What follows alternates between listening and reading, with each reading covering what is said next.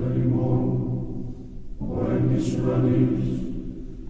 αγιαστήτω το όνομά σου, ερχέται η βασιλεία σου, γεννηθήτω το θέλημά σου, ως εν ουρανό και